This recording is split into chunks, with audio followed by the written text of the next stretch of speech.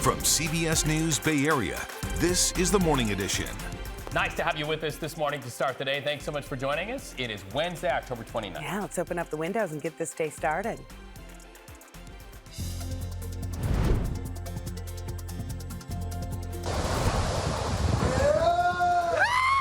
Hurricane Melissa chews its way into Jamaica and threatens other parts of the Caribbean. Your community station continues following Bay Area touchdowns to the hurricane, still causing fear for thousands. How local bridge builders make a plan to step up. At the end of the day, we're just trying to give something back. And other helpers, Bay Area restaurant leaders see a problem and step up as tens of thousands of recipients right here where we live face federal food assistance ending. What they're doing to help keep food on the table. It benefits us all as a whole. You should be angry that you're being lied to. In the East Bay, a controversial camera network in Oakland. Who wants it and who doesn't? We have the community conversation. I just had an extreme sadness, and I would say right now I'm living my best life, for sure. Plus, meet the Bay Area artist inking hope for breast cancer survivors. How her work is more than just skin deep. And good morning to you. It is one of the warmest days we have on tap for us this week. So let's dive straight into this forecast. Still dealing with some nice light offshore winds as we wake up this morning throughout most of the Bay Area. That coastal community, anywhere from Pacifica all the way down into Half Moon Bay, still dealing with winds kind of just pushing in from the northwest from offshore, keeping us a little bit cooler there. Daytime highs today there sitting in the 60s. Let's head all the way up into the North Bay, Santa Rosa, down into Novato, over the hills into Napa, all gearing up for 80s today, which looks pretty similar for our friends over into the East Bay too. Now it's another day of daytime highs well above average by about 15 degrees in Redwood City, 10 degrees all the way into Santa Rosa, similar numbers all the way up into Santa Rosa all the way down into San Jose. So heading into the next couple days as we get closer to Halloween, it'll start to cool down. Talk more about that in a bit. Like I said, today is one of the warmest days of this week. For now, back to you.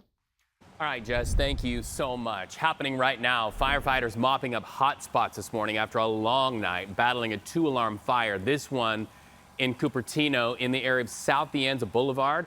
Flames tore through this building. You can see right there, not leaving much standing on the inside. So far, no word on injuries or what sparked that fire at number 10615, but we will bring you updates from our crews that are on the scene throughout the morning. And New this morning after ousting Sheriff Christina Corpus earlier this month, leaders in San Mateo County officially made their plans to replace her. This time, the Board of Supervisors wants more of a say to fill the vacancy of the sheriff. They directed staff to develop an appointment process that emphasizes transparency and community trust. That includes adjusting the kinds of questions that are asked in the interview process. Supervisors also want at least one meeting to interview the candidates themselves with a public candidate forum. That should be interesting. The county says applications will be open for sheriff until November 5th. all right, moving you around the Bay Area for headlines where you live to Union City this morning, where police want you to look closely at a sketch of a man accused of trying to kidnap a girl riding to school on a scooter last week. This is the person they want you to be on the lookout for. So this happened last Tuesday near Dyer Street and Meteor Drive near Itliong Vera Cruz Middle School. Police say a man grabbed the girl by the hood she wore. She is able to fight and break free. She called her father for help, who then called police. So look closely at this sketch. The subject is described as 6 feet tall, heavy set, medium length, dark brown hair. Police say he does have distinct markings to look out for, vertical scars or even tattoos on both index fingers. Now, investigators believe he drives a dark-colored sedan. You may see that sedan with possible damage to the rear. Heads up, everybody out there in Union City. People in the East Bay appealing for months for help with illegal dumping, and it looks like leaders are finally getting serious about finding a fix. This morning at 9 a.m. at the Alameda County Training and Conference Center, an Oakland summit of leaders will meet to discuss an ordinance to try to boost enforcement. We're also watching headlines out of San Francisco. Let's move here on the map to that. After reaching a tentative agreement through their union, clerks at the San Francisco Superior Court called off a one-day strike scheduled for today. You know, for months, we've reported on clerks' complaints about what they feel is a failure by managers to address staffing shortages and what they say is inadequate training. Earlier this month, for a second time, clerks voted to authorize a strike. Well, this morning, we're kind of thin on details of how this came together, but we know there is an agreement. And if you have need of the courts today, we are told things will be back to normal, no strike. Well, another Bay Area tech headline and an intersection this morning with traffic. Uber will roll out driverless rides in the Bay Area starting next year. They'll team up with other Bay Area companies Lucid Motors and Nuro for this robo-taxi program. But you can look for on-road testing and development, which will happen, we understand, in the coming months. Now this. Dios mío. Oh, you see that rush of water there. Cuba now seeing the effects of Hurricane Melissa. We are seeing flooding across streets in Santiago de Cuba after Melissa made landfall as a Category 3 hurricane there. Jamaica also still feeling some impact. Check out this video sent to us from Talia Powers. You might remember we interviewed her brother Minto, who owns a market in Oakland. Yeah, this is a view from right outside her house in a place called Ocho Rios in the St. Anne Parish there. Massive trees shaking there. A lot of power lines you can see moving around in that wind.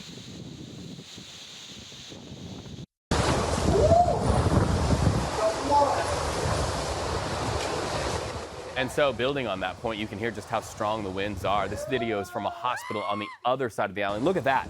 Roof just ripped off. Wind speeds more than 200 miles per hour. Homes are damaged. Roofs are off of not only homes, as you see right there, just peeling it back, but also a lot of businesses are without buildings, structures, and roofs as well, Ann. Yeah, what a mess. And there are destructive floods throughout Jamaica right now. This is a look at St. Elizabeth, where a river of water is surging through residential neighborhoods. Local officials say that there is extensive damage and the southwestern parish is underwater. Talia Powers spoke to us about what she's seeing. We are really just hoping for the best, praying, and keeping our thoughts positive, and just preserving property and preserving lives as much as possible, and looking forward to move forward after the passing of Melissa. It is catastrophic, to say the least. Yeah, and we're going to be getting more information, more pictures, more video, more information on the damage throughout the day. Tracking this throughout the morning. For all the latest developments on Hurricane Melissa's path, head to our website, kpix.com, or you can download the free CBS News app. All over the country right now, Americans are scrambling to figure out what they're going to do when their federal food assistance runs out in just 3 days. We're talking about a huge portion of the country. An estimated 42 million Americans are in danger of losing critical assistance, many of them children and seniors. San Francisco Mayor Daniel Lurie says the city is getting ready to distribute gift cards to roughly 112,000 people who use SNAP benefits. The sum of all those gift cards will be around $18 million. The mayor's office says half of the money is going to come from the $400 million reserve that was established in the city budget this year. The other half will be from the Family Foundation. That is from venture capitalist Michael Moritz. Meanwhile, neighbors across the Bay Area are also helping however they can. That includes one family in Oakland who's going to provide free food for kids with parents who lost their benefits. Our Brad Hamilton spoke to them about why this hits so close to home. They used to call me Soup Kitchen E because anytime somebody wanted to come by for a sample or they were hungry, I was quick to dig in the pot. Man, look here, try this. Eric Rivera is right where he needs to be. Yeah, everything good, you guys? Yeah. All right, good. Our food is comfort food. If you ever went into a Puerto Rican household, if you ever knew a Puerto Rican and you walked into his house, you're gonna hear salsa music playing, and somebody's cooking. With his salsa music playing, the owner of Puerto Rican Street Cuisine on 23rd Avenue is prepping for another day of business. But as Eric steadily stirs a pot of his homemade rice, he's reminded of a time when this life was taken away. Unfortunately, sometime in 2018, I had a life-altering situation where I went away to prison for almost 6 years for a crime I didn't commit. The part where you usually come in and tell me to clean up. And how during this time away, his wife Robin had to lean on food provided by others to get by. My wife was at the SNAP benefits every Monday. She's getting her card, she's going for all the benefits that were available to her. Every week we'd get like a whole chicken, lots of canned foods, just everything you need to be able to survive. When Eric got out, he went to work on opening up this restaurant. My situation, I realized you could take time from me, but you can't take what I already know. And so my goal and the promise I made to my mother before she passed was that I was going to keep doing this. But as he continues this new journey, Robin recently reminded him of their past, how some in the community would be losing their SNAP benefits in November due to the government shutdown, and how it would have impacted her not too long ago. It's food. If you don't have the food to feed your child, like that is the literal worst thing you can imagine as a parent. When she was like, what can we do? I was like, let's put something together. She came up with the idea for being able to give back a little something. So, for the month of November, any family that shows proof of being on SNAP benefits will have their children's meal provided for free by Eric and Robin's restaurant. Oh, these are the chicken and cheese. For a small business that just got opened several months ago, Eric and Robin say it's the best they can do. But as they both learned, in their toughest time together, any act of kindness helps. Whatever you give to the universe, you're going to receive back, without question. With each pot of rice made, and with each salsa song played, this family will give back what was once given to them, and they wouldn't want it any other way. At the end of the day, we're just trying to give something back so somebody eats and nobody goes hungry.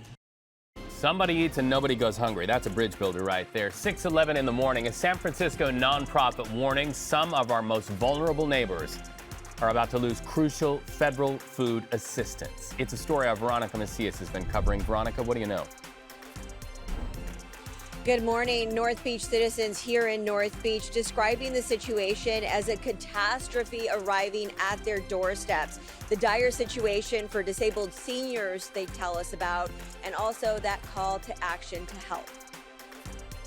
And it is Wednesday, and it's a warm one as we head outside today. Daytime highs all throughout the Bay above average. We're going to talk about how long this is expected to last and how it's going to impact that trick-or-treating forecast coming up in just a bit. First Alert Weather, brought to you by AAA Insurance. Get a quote today.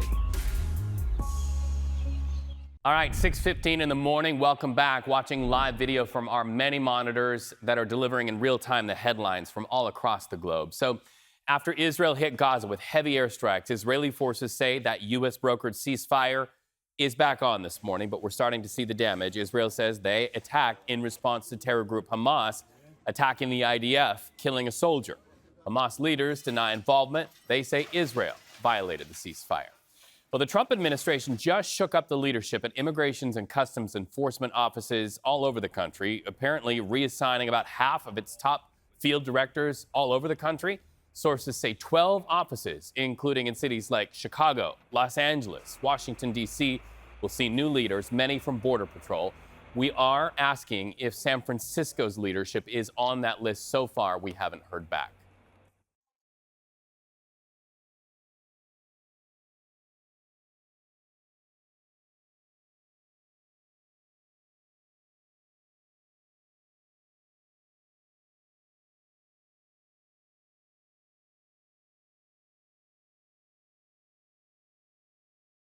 We want to have dialogue. We want to be able to interact. Monday night, about 100 Solano County neighbors packed an event hall in downtown Suisun City. 500 acres. The topic at hand is California Forever and their big plans for the county's smallest city. You are proposing to build an Oakland-sized city. 2 weeks ago, California Forever submitted their official application asking Suisun City to annex their new proposed city of up to 400,000 people alongside a large manufacturing park. Analysis and feedback are what we're giving to California Forever right now. So we will continue to evaluate their specific plan. Monday's meeting updated the community on where the project stands, followed by a question and answer forum. But for a moment, excuse me. Okay. It was interrupted by a few frustrated community members who had heard enough. Sir, we're not going to do interruptions. We'll shut it down. We will shut it down. Andrew Russo says he's lived in Suisun City for 15 years and argued this decision should be left to voters, not local leaders. There's nothing the city will get out of it. It will destroy the character of this community. The city says all feedback is heard loud and clear. This is basically a massive house of cards. There's a lot of anxiety in the room over where you stand, where the city council stands on key issues that affect everybody. Prabula responded that Suisun City owes California Forever due process and that talks with the group are in their early stages and not a done deal. I want everyone to just give us the opportunity to explore what this could be instead of villainizing what it might be. Ultimately, the data will tell us whether we should or shouldn't do this at the council level, and they get to make that decision. All right, it is 6:18 in the morning. We're looking live outside at a glittering San Francisco, then crossing the bridge, as we all do, over into the beautiful East Bay. Good morning to you, no matter where you're waking up. We're glad you're part of our community station. Here's Jess with weather.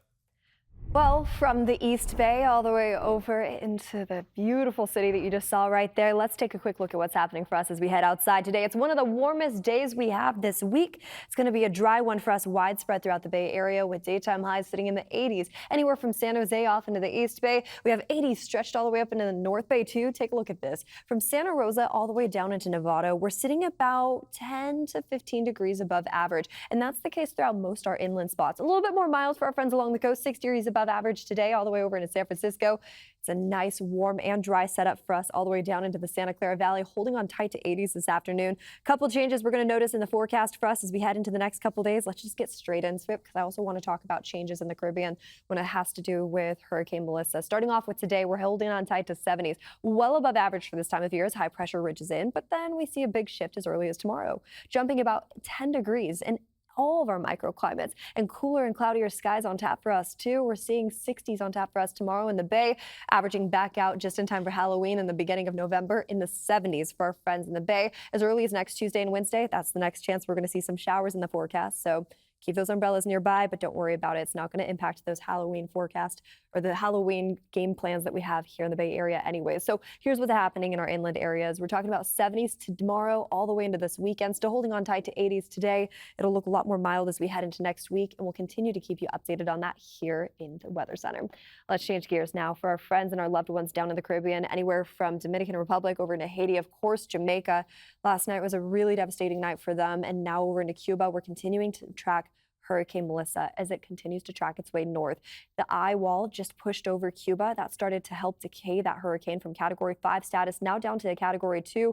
It's still impacting millions, though, and we're going to continue to keep a close eye on the storm. We'll have more on it coming up within the next half hour. Ann? All right, thanks, Jess. Let's get you rolling on those freeways if you're heading out the door. Traffic maps crash on Grant Line Road right now. That is at Altamont Pass Road, so expect some delays in that area. Looking over at our public transit map, BART running about 10 minutes behind schedule right now, so plan a little extra time for that commute. All other public transit, though, appears to be on time, but you might want to check those local apps for the most up-to-date info. And taking a live look at the Bay Bridge, the metering lights are on, and it is the usual slow and go heading into the city. That is a look at your morning commute. 21, everybody. We hope your morning's off to a great start. Well, this guy, he's a rookie, but a 49ers offensive lineman is playing like one of the vets, picking up lots of fans at the same time. Matt Lively shows us how in our Red and Gold report. All right, from the stage to sports, your 49ers head to New York to take on the Giants this Sunday, and the team's running back, Christian McCaffrey, isn't the team's only dual threat on offense. Matt Lively explains in this morning's Red and Gold report. This is the Audi Red and Gold Report. The 49ers are relying on rookies this season to step up with a bounty of injuries, but one offensive lineman has done much more than they could have bargained for.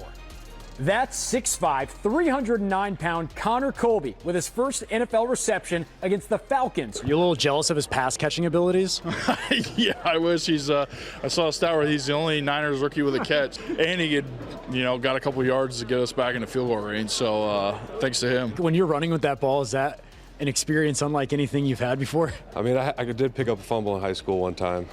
Took that 32 yards in for a touchdown, but I mean, obviously I wasn't going to be breaking 7 tackles, you know. He didn't just have a grab in that game either. Colby helped get Christian McCaffrey into the end zone. I was just trying to block people mostly, and then he kind of ran into me, and then we were backpedaling into the end zone. Colby was a 4-year starter on the O-line at Iowa, but wasn't selected until the 7th round in the 2025 draft. I haven't had an Iowa teammate since C.J. Beathard, so I've been pretty lonely here for a while. I've just been overtaken by Nebraskans and Iowa State guys. What did you know about Kittle? Was there any lore about him? I mean, obviously, you know, I grew up watching him on the TV because I was an Iowa fan my whole life. The 49ers have preached next man up all season, and Colby will continue to do that until Barch returns from a high ankle sprain. All right, just about 6:27, taking a live look at Jamaica right now. What a mess. We are tracking the damage from Hurricane Melissa, the impact on some families here in the Bay Area.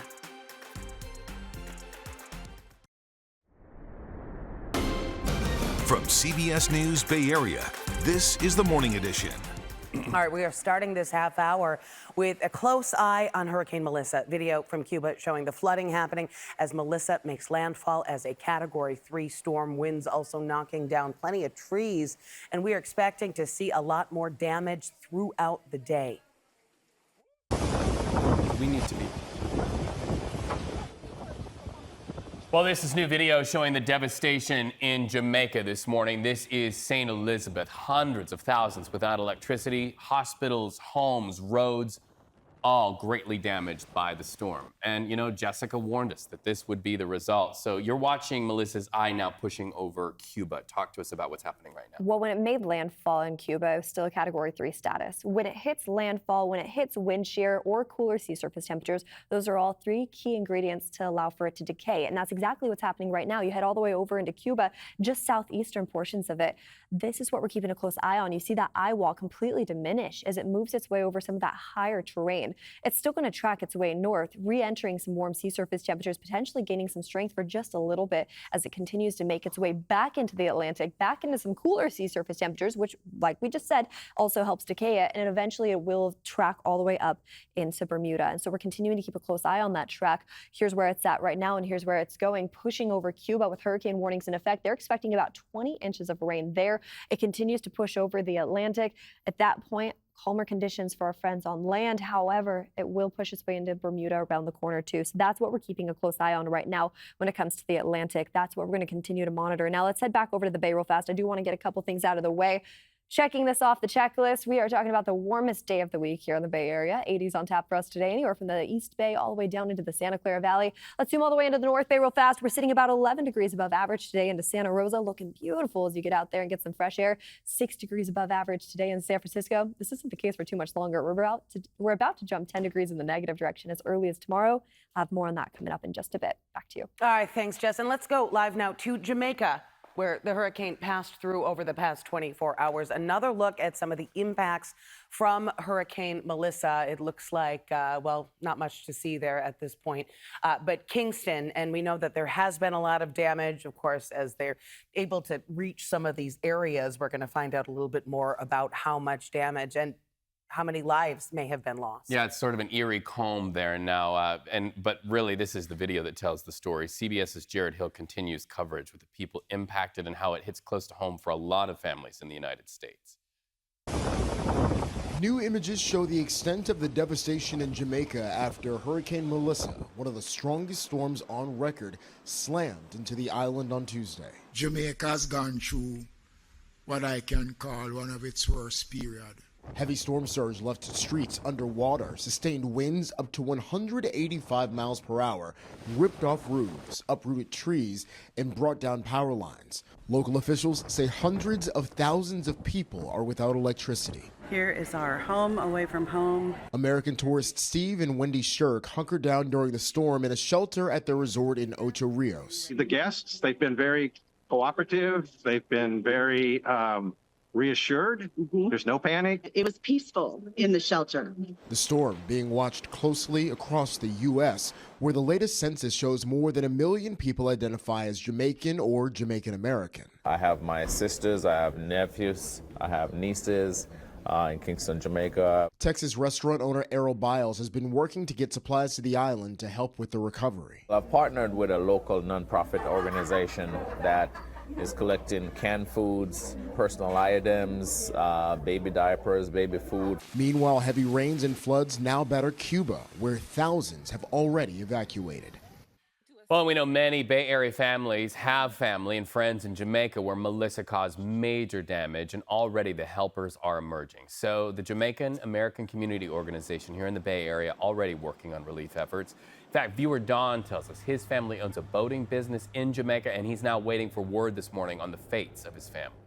I can definitely tell you the concern is some people are not taking it as serious. Because my brother's on those boats right now, which is crazy. He's been told by his captain to watch the boat, him and a group of 20 people, which is crazy. And he wouldn't leave, so I'm a little worried about him. So as we learn more about the damages affecting the families and friends of so many of our neighbors where we live, look for updates on air, online at kpix.com, and always streaming in the palm of your hand on the free CBS News app.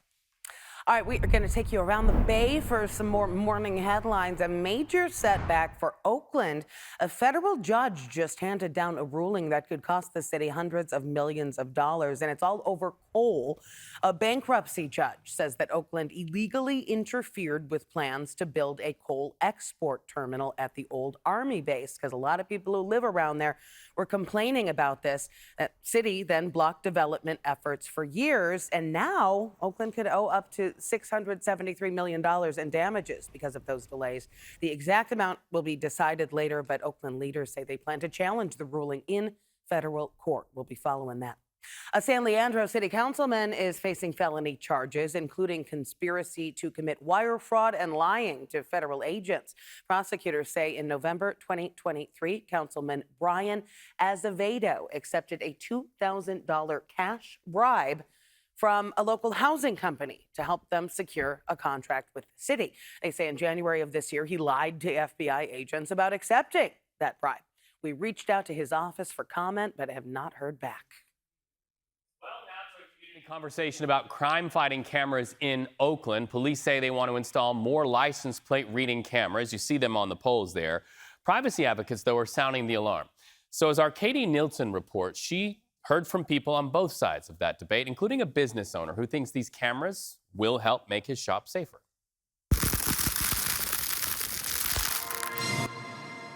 And, like I have Ethiopia here, I have Brazil. Richard Santana is a longtime Oakland business owner who for more than a decade has run Cafe Santana in the Laurel. Says they've had to change the way they do business because of crime. None of the local businesses around here carry cash because we're always worried that someone's going to come in and rob us and or take from our customers, so customers don't carry cash.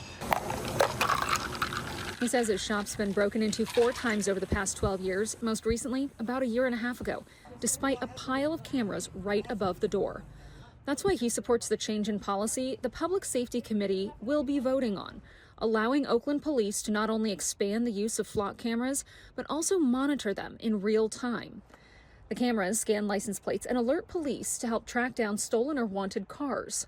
OPD also wants to integrate privately owned cameras into its system. If it's used correctly and they can catch criminals in the act and get them off the street, that benefits the community, it benefits the neighborhood, it benefits the city, it benefits us all as a whole. Privacy issues are the main concern brought up every time the council discusses the flock cameras and the possibility of sharing data with other agencies, including federal agencies like ICE. I think that certain guidelines and restrictions need to be placed to prohibit any of that stuff happening. But Kat Brooks with the Anti-Police Terror Project says if the change is made, no amount of guidelines will protect Oakland residents from living in a surveillance state. So my daughter, she leaves the house, she goes to the lakes, and she goes to the lakes, she goes to the cafe. All of those movements are being gathered without her consent and stored in a database that they want us to believe that they're going to delete every 30 days. Says who? Brooks says the almost $2.5 million price tag for the cameras is money that should be used for violence prevention measures, not increasing a police state. You should be angry that you're being lied to, and you should start demanding resources and services that are actually going to keep your business, your families, and the rest of Oakland safe. Oakland Public Safety Committee is expected to vote on this issue November 18th. We'll be there, Ann. Well, back to the concerns over the loss of federal food benefits. We've been reporting about another warning from a local nonprofit. Hundreds of senior, disabled, and homeless residents could lose a vital lifeline, and the organization says the clock is ticking. So let's go live to North Beach in San Francisco. That is where our Veronica Macias is with a group who's sounding the alarm. They say these long lines at food pantries are just one picture of what is going on throughout the nation. Right, this is really being described as a crisis, Anne, and a crisis that's going to be arriving at the doorsteps of food banks in our area and nonprofits like North Beach Citizens. They say they help the majority of their clientele are disabled seniors, the homeless, and just the needy in this community. And on Wednesdays, they see a long line for their food distribution. So right now there is a call to action. They want people to help so that they could stock up, because they're going to be seeing that line growing longer here at North Beach Citizens. Over the weekend, people will not be able to use those CalFresh benefits starting November 1st. It's all SNAP benefits that so many desperately rely on. The organization says it's doing its best right now to spread the word, to stock up. They actually fear that many seniors, they might not even be aware of what's happening. The situation is being projected to be very dire, with people who are living off of their Social Security checks and being forced to choose between affording food, putting food on the table, or even their medication, and in some cases, their rent. The SNAP benefits accounting for a third of people's income here, I'm told. But it is devastating. If you think of, the just 500 people that we're serving, there's going to probably be about 8,000 to 10,000 affected in just our district of San Francisco and District 3. So the need is huge. And that accounts for, just those 500 people accounts for about $58,000 worth of lost benefits in just the month of November. Christy also telling me these are people that they see on a regular basis, people who are part of this community here in North Beach. There's those seniors, and she describes the situation to me that's arriving here as being inhumane and very desperate. So they're putting the call to action right now for those who can help to step up to the moment here so that they can stock up. All right. Thank you, Veronica, live for us in San Francisco. It is 19 minutes before 7 o'clock. And people in Portland still waiting to find out if the National Guard is coming. What judges are weighing before reaching a decision. Let's come home right now and fire up one of our many cameras all across the Bay Area. This is one of our favorites. Beautiful city of San Francisco and that gorgeous sunrise. Pretty colors just appearing on the horizon. We've got your forecast when we come back. All right, we are taking a look at some of our top stories from around the country and the world. All these monitors here, live feeds from across the globe that we are keeping an eye on, and nearly a dozen federal judges to our north going to consider whether Oregon's National Guard can be deployed in Portland. A 3-judge panel reversed a restraining order last week that stopped deployment. An 11-judge appeals panel is now going to look over that decision. It follows a revelation by the Justice Department that it made a mistake in its arguments supporting deployment. They overstated the number of federal agents already in Portland in their documents. Day 29 of the government shutdown. The Senate failed to advance a Republican-backed funding bill to end the government shutdown for the 13th time. Vice President J.D. Vance of the Trump administration has found a way to pay members of the military this Friday, but didn't give any details. So we'll wait and see on that. Meanwhile, a judge extended an order blocking the Trump administration from laying off workers during the shutdown, while a lawsuit challenging the effort makes its way through the courts. We have so many Bay Area families who are wanting to know the fate of their families in the Caribbean as Hurricane Melissa did so much damage. So time now for a look at what's coming up later on CBS Mornings. Nate Burleson joins us live from New York. Nate, we understand you're also watching what's going on in Jamaica there, my friend. Yeah, good morning to see you, my friend. Hope all is well, Reed. Here's what's coming up on CBS Mornings. As you mentioned, we are in Jamaica, where people are trying to clean up after Hurricane Melissa devastated the island, and it is pure devastation. We will talk with an owner of a bed and breakfast and a Jamaican government official about that damage. Plus, I will talk with the very funny Tracy Morgan about his new Paramount Plus project, Crutch, and the people that have influenced him over his legendary career. And only on CBS Mornings, we will get to reveal the winners of the Major League Baseball Players' Choice Awards. And one of those superstar players will join us in studio. And I hear that him and Tony will throw the baseball around outside. We'll also have everything you need to know, and of course, more on the show. So we'll see you at 7. And Reed, what are you going to be for Halloween? This is going to be a huge stretch, Nate. I'm going to be a 50-something-year-old dad to 3 with bags under his eyes. How about you? Yeah, well, you pulled that off very well. You pulled that off very well. I nailed it. You nailed it. I don't know what I'm going to be yet. I'm still working it out, but we have some movie themes that we're playing around with. We'll see. All right, Rockstar. I can't wait to see. Thank you so much. Okay, sounds like a group costume. We will stay tuned for that. All right, let's take a live look outside on this Wednesday morning as the sun starting to rise around the bay. Live look at the Bay Bridge. Here is Jess with our weather forecast. It's really looking nice. It really is. Already off to a mild start this morning. We have light winds pushing in from offshore for our friends along our coastal communities. Some light offshore winds also developing for our friends in our inland spots. You take a look at our daytime highs today. We're holding on tight to 60s along our coastal communities. Still clear and dry for us this afternoon. But you make your way over into our inland spots. It's almost hard to believe. It feels a little bit more like a summer-like forecast for us, with daytime highs today sitting about 10 degrees above average up in the North Bay. About 15 degrees above average all the way over into Redwood City. San Jose looking very similar with daytime highs holding on tight to 80s this afternoon. So winds are relatively light for us today. Relative humidity is low as we head into this afternoon. It feels very warm and almost summer-like in a lot of ways too, with 80s in store for us today off into our inland spots, 60s and 70s along the coast and the bay. But we will see some changes as we head into the next 7 days. Let's start off with our friends over into the bay. San Francisco, across the Bay Bridge over in Oakland. Today we're in the 70s. Tomorrow we jump down to the 60s, a 10-degree difference from just 24 hours alone. That's what low pressure will do for us. And it also increases our relative humidity too. We're going to see cloudier skies as early as tomorrow. Don't get used to it though, because once we head into our Friday Halloween forecast, it's looking dry as can be, and now we're holding on tight to low 70s. Now the real question is, should the kids keep a jacket nearby them? Of course, because if our daytime highs are sitting in the 70s, temperatures are going to start cooling quick once that sun sets. We'll be down into the 60s throughout most of our inland areas, 60s and 50s along the coast and the bay. That's the game plan as we head into this weekend for those overnight lows. But I mean, it's still a beautiful sunny setup for us in the meantime into this weekend. Back to you. All right, thanks, Jess. And if you are heading out the door, let's get a check on those freeways this morning, heading to our traffic maps. A couple of crashes to report. One is on Pleasanton-Sunol Road at Koopman Road. A little farther down 680, 2 lanes are blocked at the Vargas Road exit, so you can expect some delays heading southbound on 680. Over to the Bay Bridge, metering lights are on traffic, bumper to bumper, but nothing unusual for a Wednesday morning. Heading over to the Golden Gate Bridge, different story there. Traffic moving along smoothly. Should be a breeze heading into the city. That is a look at your morning commute. Reed. Our joy to track Bay Area bounce back whenever we see them. To San Mateo County now, and an agricultural boom to report.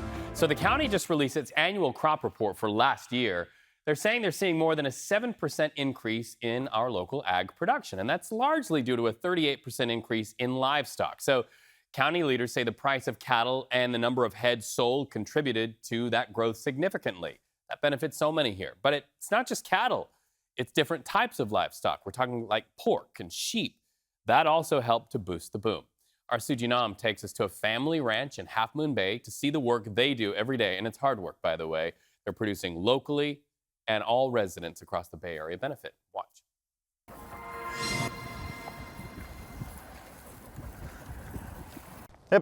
It's a busy day at work for Larry Markegard. He manages his family ranch, Markegard Family Grass-Fed in Half Moon Bay. We have grown to be a pretty big operation, all regenerative, all grass-fed, grass-finished.